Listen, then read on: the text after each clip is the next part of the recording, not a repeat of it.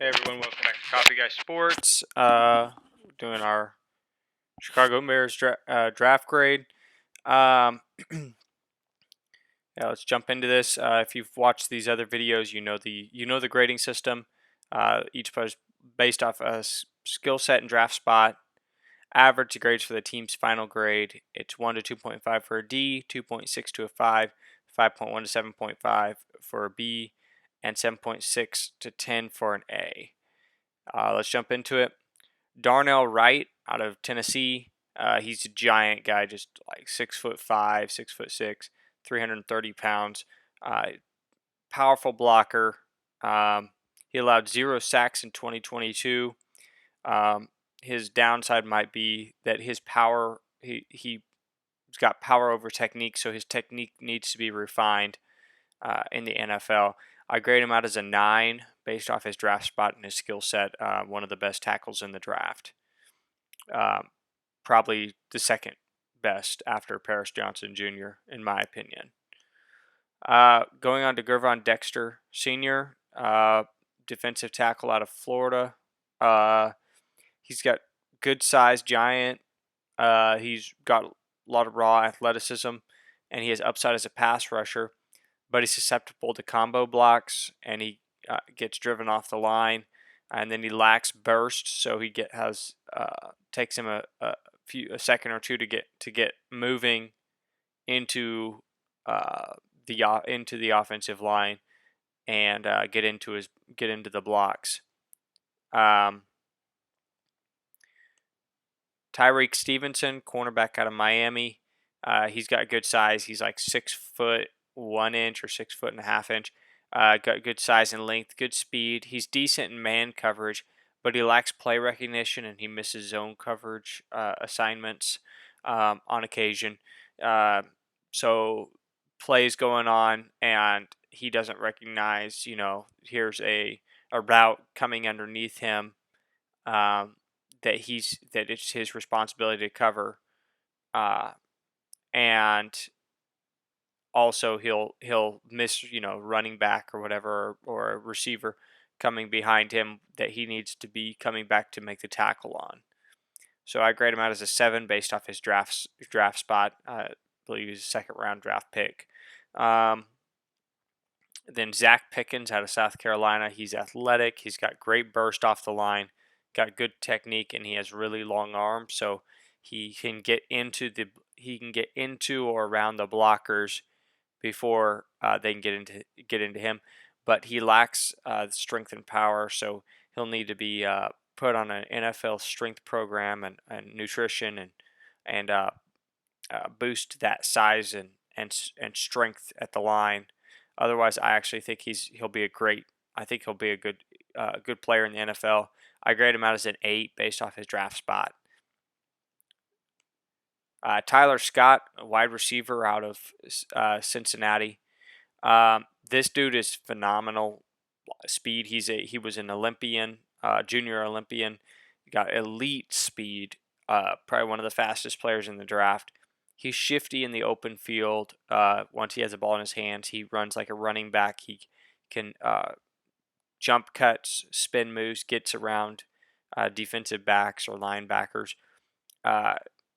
His acceleration is elite, as you would expect. He gets up to speed in a hurry, and once he's up to speed, he's gone. He gets the ball in his hands, open field, he's gone. His route running needs to be refined and improved, and because he has limited size, he's like 5'9", 5'10". With shorter arms, he has limited catch radius, so that could be problematic. But he was also like a 4th round draft pick with so I grade him out as a 9.5. So he's got a really high grade because of his skill set, his natural athleticism, and the fact that he was taken late enough in the draft that he really, I think, is going to be a good contributor for the Bears. Moving on to Noah Sewell. I was actually higher on this guy earlier on in the draft process, and I started looking into him, looking into his tape and his reading what some scouts had said about him, and the good things are he was a 3-year starter. He's got good size, good power. So he's definitely got some strengths to his game, but his instincts, he lacks the instincts to spot out, running lanes and stuff and close those up at times. And then he lacks range, so he wasn't exactly particularly fast or have um, exceptional length.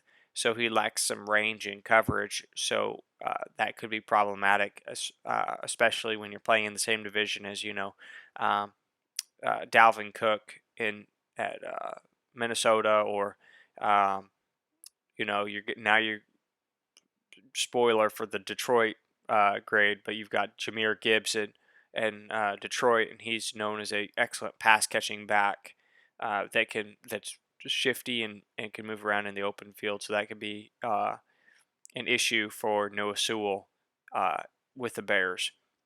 Terrell Smith at cornerback.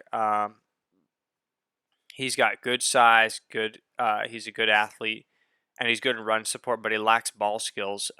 He had, I think, 0 interceptions, maybe 1 interception this past year, and just didn't struggles to find the ball in the air and then make the play on it at times. But he has the raw skills there to at least be a part-time contributor for the Chicago Bears. I grade him out as a 7.5. I think if his ball skills were a little more existent, he would grade higher, but I can't grade him high enough when he just struggles to find the ball in the air, and really as a cornerback, that's one of the primary things you need to do. Um, Travis Bell, defensive tackle out of Kennesaw State. There wasn't a whole lot of tape on this guy, or scouting reports on him. He's a little undersized. He's like 6 foot, 300 pounds, so he's not very tall, but he's definitely just a big, pretty broad guy. He's got great power. Um, he does lack production, and because of his size and his arm length and stuff, he struggles to get off blocks, so he can get jammed up at the line, and that could be why his production is not particularly great. Um, I grade him out as a 6. I think overall he's going to be rotational at best, probably more of a special teamer or a practice squad player. Um, Anyways, moving on to the final pick in the draft is Kendall Williamson. He's got NFL size, long arms. He's not exactly fast, but he's got some skills there. He misses some tackles, and he's takes some poor angles of pursuit. I grade him out as a 6. He's probably going to end up being a special teamer. He doesn't. Maybe he's got some skills in rotational spots, but he may not have a long-term future as a starting safety in the NFL. Anyways, y'all, my final grade for the Bears draft is a 7.4 or a B plus. Very, very close to actually getting an A minus. I thought they made some good picks. I thought they made some kind of head scratching picks. Overall, they needed to improve their roster, add some depth. But I think they did pretty well with that. I think they added some guys that are going to be at least be somewhat contributors, part-time contributors to the squad. Alrighty, I'll see you all again for the Cincinnati Bengals picks and their draft grade that'll be coming out tomorrow.